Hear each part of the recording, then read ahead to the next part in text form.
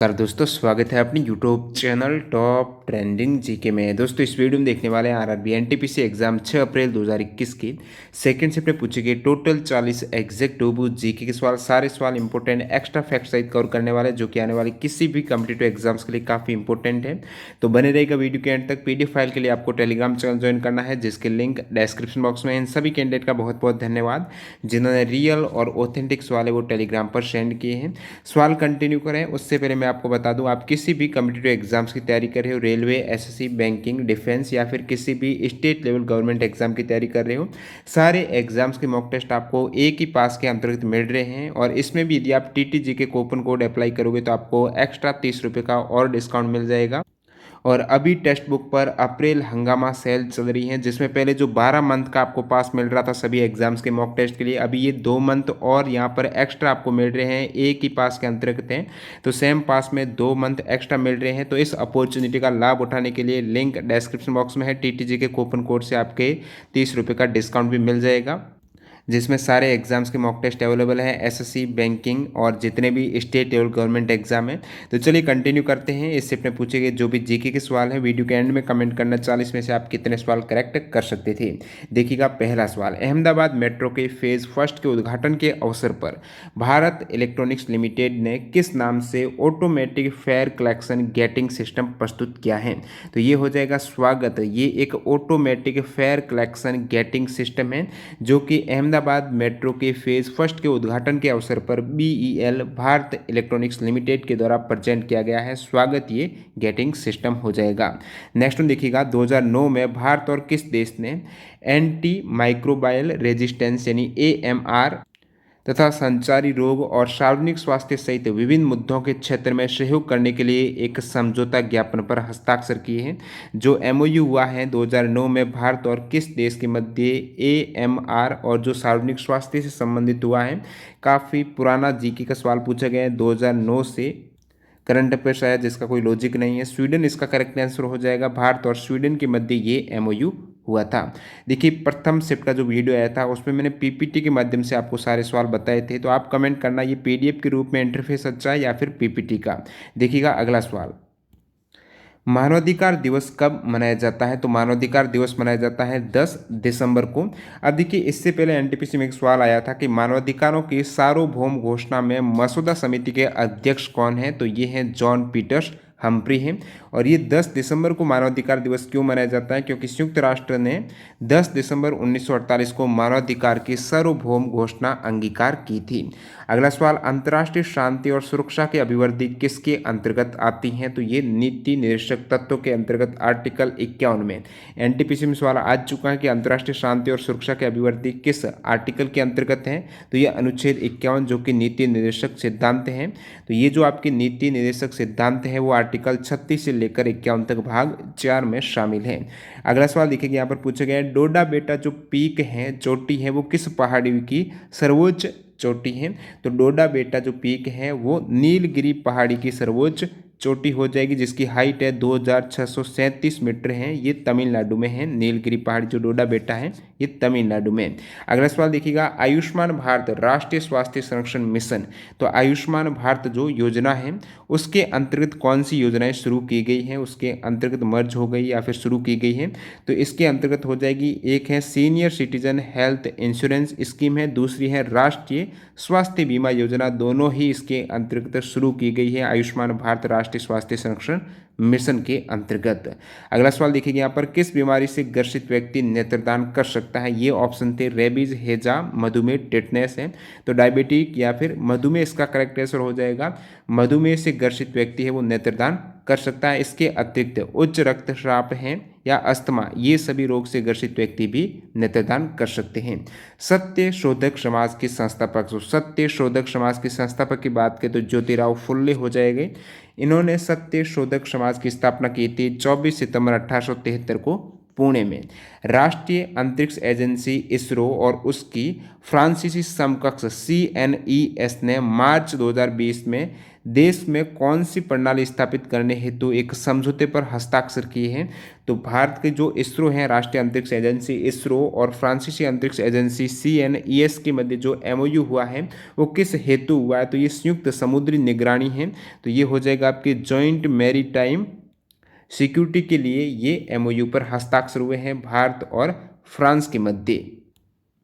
अगले सवाल की ओर मूव करते हैं। यहाँ पर पूछा गया है रीजनल रूरल बैंक्स यानी जो RRB बैंक हैं वो स्थापना कब हुई है? RRB बैंक की, रीजनल रूरल बैंक की, तो इसकी स्थापना हुई है 2 अक्टूबर 1975 को। वर्ष आपको पूछा था 1975 हो जाएगी। सूक्ष्म जीवों को मारने के लिए किस दवा का उपयोग किया जाता है? तो सूक्ष्म जीवों के लिए एंटीबायोटिक हो जाएगी। उदाहरण की बात करें तो पेनिसिलिन है, ये एंटीबायोटिक के एग्जाम्पल हैं। नेक्स्ट में देखिएगा चौगान खेल खेलते समय किस शासक की मृत्यु हो गई थी? तो चौगान जो एक पोलो खेल के टाइप रहता है, चौगान खेल है प्राचीन, अभी पोलो है, प्राचीन समय में नाम चौगान था। तो उस खेल के दौरान कुतुबुद्दीन ऐबक की मृत्यु हो गई थी जो कि गुलाम वंश के प्रथम शासक थे। अब कुछ मैं इंपॉर्टेंट फैक्ट बताऊं तो मुगल बादशाह की मृत्यु है, आपको सवाल पूछ ले कौन से मुगल बादशाह की मृत्यु दिल्ली में पुस्तकालय की सीढ़ियों से गिरकर हुई है? तो वो हुमायूं की मृत्यु हुई थी। अगला सवाल देखिएगा अलकनंदा कहाँ पर पिंडर नदी से मिलती है? तो अलकनंदा जो पिंडर नदी से मिलती है वो कर्णप्रयाग में। कहाँ पर? कर्णप्रयाग में। ये कर्णप्रयाग कहाँ पर है? तो ये उत्तराखंड में चमोली जिले में एक शहर और नगर पालिका बोर्ड है। निम्न में से आउटपुट डिवाइस कौन सा है? तो इसमें से आउटपुट हो जाएगा प्रिंटर। अब आउटपुट की बात करें तो मॉनिटर है, प्रिंटर है, ऑडियो स्पीकर, हेडफोन है, प्लोटर एक तरीके से प्रिंटर है, प्रोजेक्टर है, GPS साउंड कार्ड है, ये सभी आउटपुट डिवाइस के एग्जाम्पल हैं।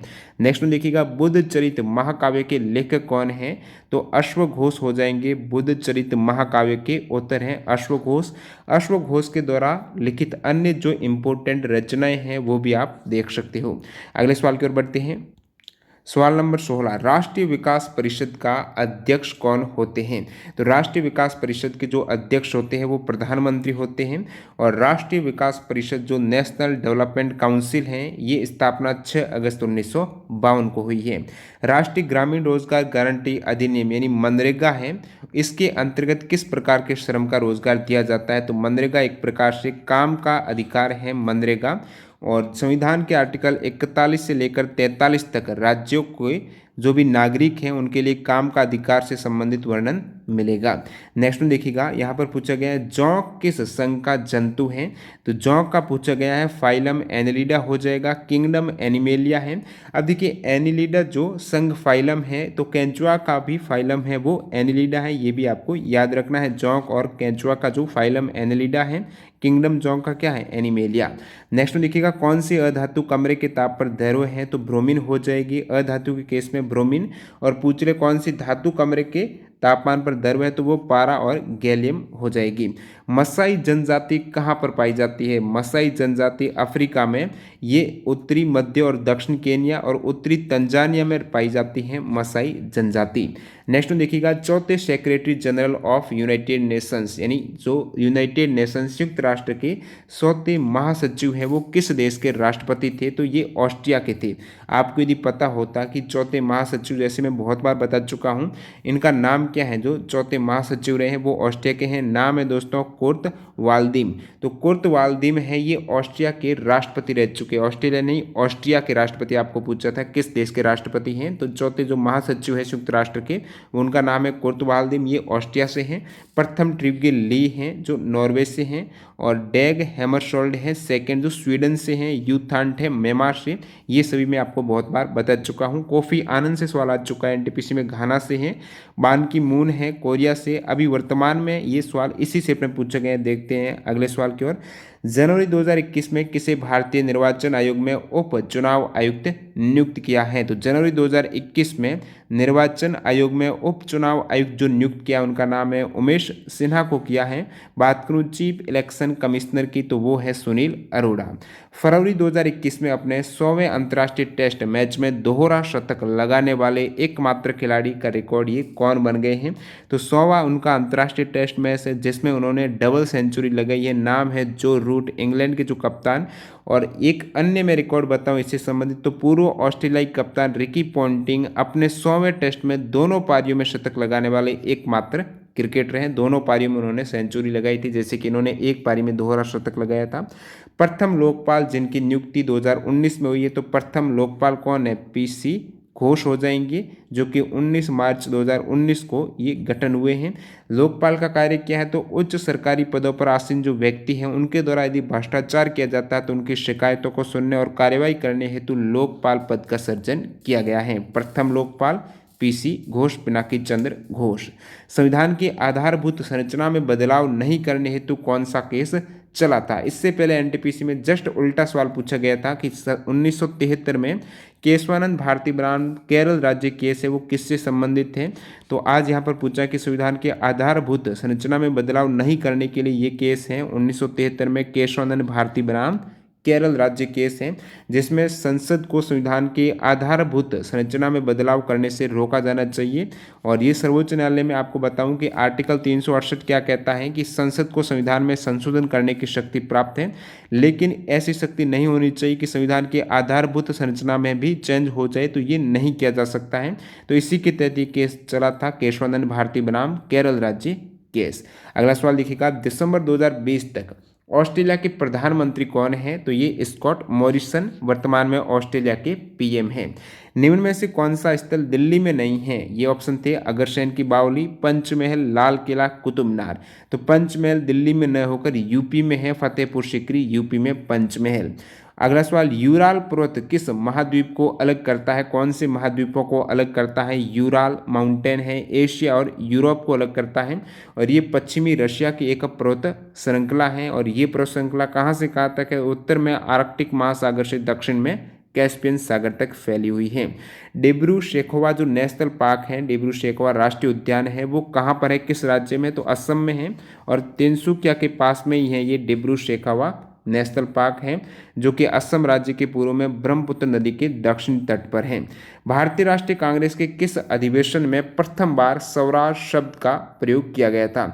तो कौन से भारतीय राष्ट्रीय कांग्रेस के अधिवेशन में पहली बार स्वराज शब्द का प्रयोग किया गया था? तो ये कलकत्ता अधिवेशन 1906 में दादा भाई नौरोजी ने स्वराज शब्द की व्याख्या करते हुए इसे कलकत्ता अधिवेशन 1906 में भारतीय राष्ट्रीय कांग्रेस का लक्ष्य बताया था। तो ये स्वराज शब्द सबसे पहले 1906 में, देखिए कांग्रेस के मंच से भारतीय राष्ट्रीय कांग्रेस के कलकत्ता अधिवेशन जो 1906 में जो स्वराज शब्द है वो सबसे पहले बाल गंगाधर तिलक के द्वारा व्यक्त किया गया था।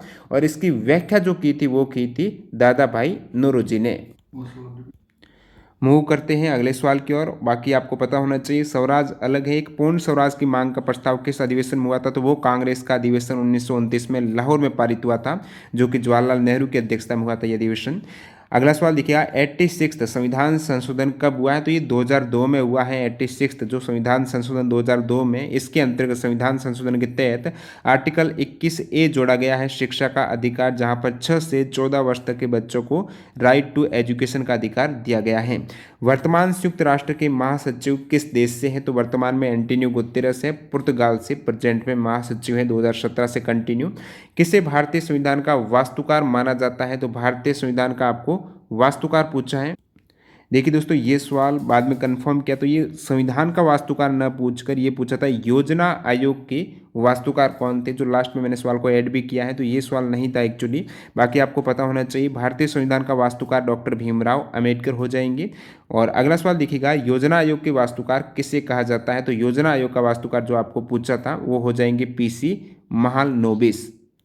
प्रशांत चंद्र महालनोबिस हैं योजना आयोग के वास्तुकार। मीराबाई कहाँ की राजपूत राजकुमारी थी? तो मीराबाई है ये मेड़ता, मेड़ता जो राजस्थान है नागौर में। तो मीराबाई कहाँ की ये राजपूत राजकुमारी पूछा है, तो मेड़ता की हो जाएगी। और ये 16वीं शताब्दी की एक कृष्ण भक्त और कवित्री थी मीराबाई। मीरा का विवाह हुआ था मेवाड़ के सिसोदिया राज परिवार में।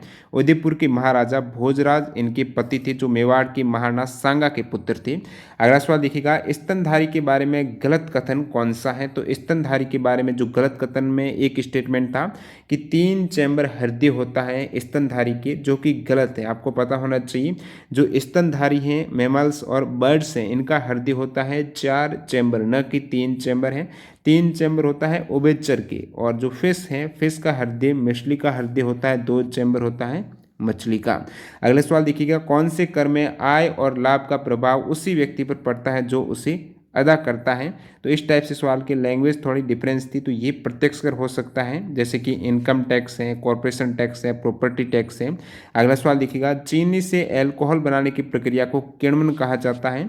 एक सवाल था, कौन सा द्विधारी संख्या का सही निरूपण है, जहाँ पर जिस संख्या में केवल 0 और 1 होता है वो आपकी बाइनरी डिजिट हो जाएगी, जैसे कि 1 1 0 1 0, जिसमें सिर्फ और 0 और 1 होगा। अन्य ऑप्शन में आपके हो सकता है 9 0 8 7 इस प्रकार हो, लेकिन ये नहीं होगा, जो डिजिट 1 और 0 के अलावा नहीं होगी।